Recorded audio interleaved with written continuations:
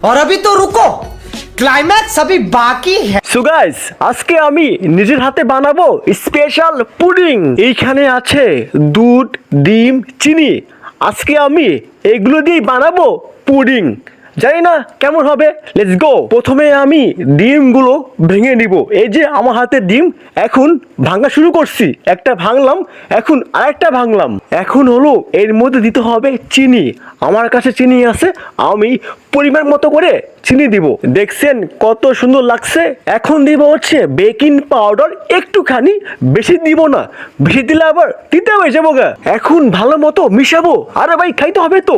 তারপর দিব হচ্ছে আমার কাছে এই যে দুধ, 1 বোতল দুধ।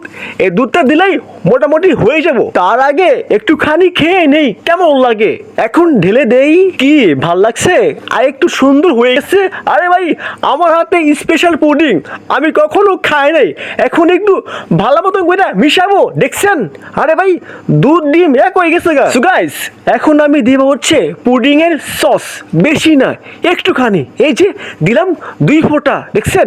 এখন মিশালে পুরোপুরি পুডিং এর একটা স্মেল আসবে। তার আগে আমি চিনি দিয়ে পানি দিয়ে একটুখানি ক্যারামেল বানিয়ে নেই পুডিং এর জন্য। আরে ভাই ক্যারামেল হয়ে গেছে গা। এখন শুধু ঢেলে দিব, দেখছেন ঢালতাছি তো।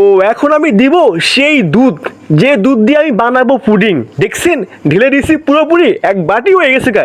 এখন আগুন জ্বালিয়ে দিতে হবে চুলার মধ্যে। ভাই রে ভাই, দিলাম তো চুলার মধ্যে। এখন যে কি হইব, কতক্ষণ যে ওয়েট করব কে জানে। ইসমা কি শক্ত, কত কষ্ট করে আমি জাল দিচ্ছি পুডিং এর জন্য।